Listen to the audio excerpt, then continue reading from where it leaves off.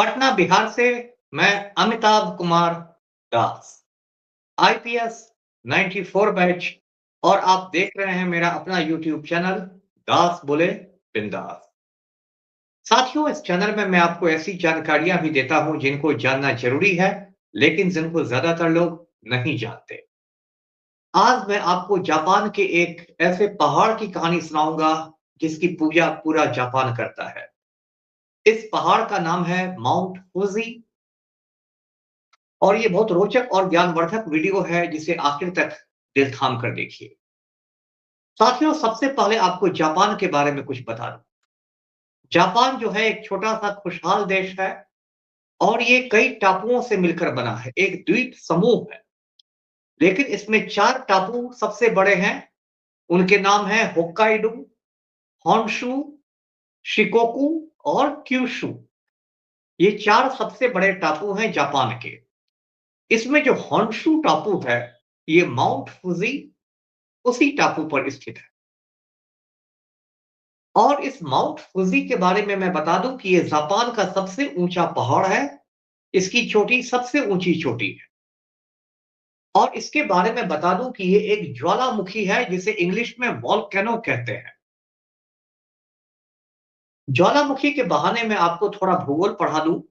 ये जो ज्वालामुखी होते हैं, ये तीन किस्म के होते हैं: सक्रिय, सुषुप्त और मृत।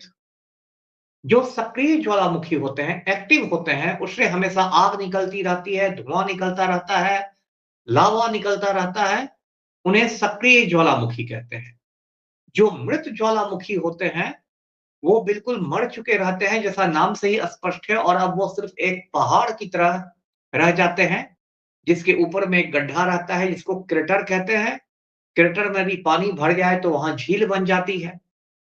और जो सुषुप्त ज्वालामुखी होते हैं, जिसको अंग्रेजी में डोरमेंट कहते हैं, वे ऐसे ज्वालामुखी होते हैं जो पहले कभी फट चुके होते हैं और आगे भी कभी फट सकते हैं। मतलब वो सोए हुए ज्वालामुखी होते हैं। जो माउंट फुजी है, वो एक सुषुप्त ज्वालामुखी है, मतलब सोया हुआ ज्वालामुखी है। और माना जाता है कि भविष्य में ये फट भी सकता है। जो आखिरी बार माउंट फुजी फटा था वो 1707 से 8 में था। 1707 के नवंबर में ज्वालामुखी फूटा, और फरवरी 1708 तक ये बिल्कुल आग उगलता रहा, लावा उगलता रहा। उसमें ज्यादा लोग मारे तो नहीं गए, लेकिन उसमें जो लावा निकला ज्वालामुखी से, जो पिघलता हुआ लावा निकला और जो राख निकली, वो आसपास के खेतों में फैल गई। फसल चौपट हो गई और उस पूरे इलाके में अकाल पड़ गया। तो जापान के लोग ज्वालामुखी से डरते भी हैं और उसकी पूजा भी करते हैं। जिससे आदमी डरता है उसको पूजने लगता है कि भाई शांत रहो। साथियों, ये जो माउंट फुजी ज्वालामुखी है, ये जापान की राजधानी से, टोक्यो से सिर्फ 100 किलोमीटर की दूरी पर है। और यदि मौसम साफ रहता है तो ये ज्वालामुखी टोक्यो से साफ साफ दिखाई देता है। साथियों, ये जो माउंट फुजी है, ये एक बहुत, आप कह सकते हैं, खूबसूरत पर्वत है। खूबसूरत इस बात में है कि इसको इंग्लिश में आप कह सकते हैं सिमेट्रिकल है। मतलब इस पहाड़ की जो दोनों तरफ की जो ढाल है, वो बिल्कुल समझिए बराबर है। तो ये आंखों को बहुत खूबसूरत दिखाई देने वाला पर्वत है। इसलिए एक तरह से ये पूरे जापान का प्रतीक भी है। साथियों, पहाड़ पूजने की परंपरा, पर्वत पूजने की परंपरा हिंदुओं में भी है। हिंदू पौराणिक कथाओं में भी कहा जाता है कि भगवान शंकर का वास जो है वो कैलाश पर्वत पर है। या बिहार के बांका में जो मंदार पर्वत है, उसके बारे में कहते हैं कि समुद्र मंथन में उसी पर्वत से शेषनाग को लपेटा गया था। तो बहुत सारी प्राचीन सभ्यताओं में पहाड़ों को पूजने का चलन भी, इसलिए माउंट फुजी को भी जापानी लोग पूजते हैं। अब आपके दिमाग में ये ख्याल आएगा कि जापान में कौन सा धर्म है। तो ज्यादातर जापानी लोग जो होते हैं वो शिंटो धर्म को मानते हैं, जिसको इंग्लिश में शिंटोइज्म कहते हैं। ये जो शिंटो धर्म है, ये मेनली प्रकृति की पूजा करने वाला धर्म है। मतलब पहाड़ की पूजा होती है, आसमान की पूजा होती है, पेड़ पौधों की, पशु पक्षियों की पूजा होती है। ये प्रकृति को पूजने का धर्म है, शिंटोइज्म। और जापान पर बौद्ध धर्म का भी काफ़ी असर है, तो कई जगह शिंटो धर्म और बौद्ध धर्म की जो परंपराएँ हैं, वो मिल गई हैं। साथियों, ये जो माउंट फुजी है, इसकी जो चोटी है, वो साल भर में 5 महीने तक बर्फ से ढकी रहती है। लेकिन जब गर्मी का मौसम आता है और बर्फ पिघलती है, तो जापानी लोग इस पर चढ़ते हैं और एक बहुत बड़ा समझिए पिकनिक स्पॉट बन जाता है पूरा पहाड़। कहते हैं कि पिछले साल 2 लाख से भी ज़्यादा जापानी लोग इस पहाड़ पर चढ़े थे। इसे जापानी भाषा में लोग फूजी सान कहते हैं और विदेशी लोग इसे फूजी यामा कहते हैं। अब ये फूजी सान शब्द कैसे बना है? तो जापान में एक आप कह सकते हैं कम्युनिटी होती है, बिरादरी होती है जिसे आइनू कहते हैं। उसे आप जापान के आदिवासी समझ सकते हैं। आइनू भाषा में फूजी का मतलब होता है आग और जापानी भाषा में सान का मतलब होता है पर्वत। इसलिए फूजी सान का मतलब हो गया आग का पहाड़, यानी अग्नि पर्वत। तो फूजी शब्द का मतलब फायर है, आग है और उसी से इसका नाम माउंट फूजी पड़ा है।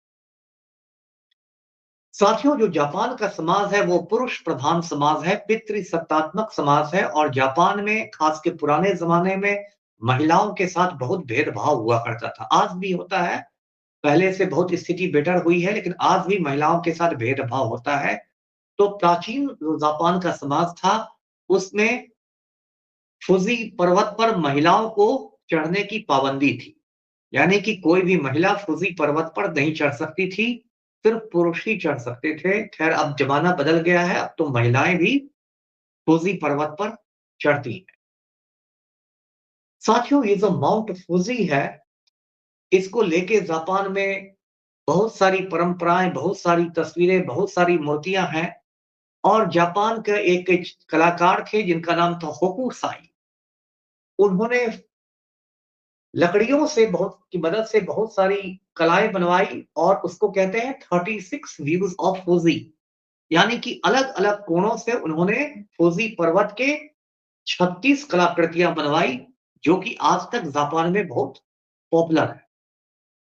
साथियों, मैं बात बता दूँ कि अमेरिका में भी एक पर्वत है जिसे कहते हैं माउंट सेंट हेलेंस और इसे अमेरिका का फुजी कहा जाता है, क्योंकि ये माउंट फुजी से बहुत मिलता-जुलता पर्वत है।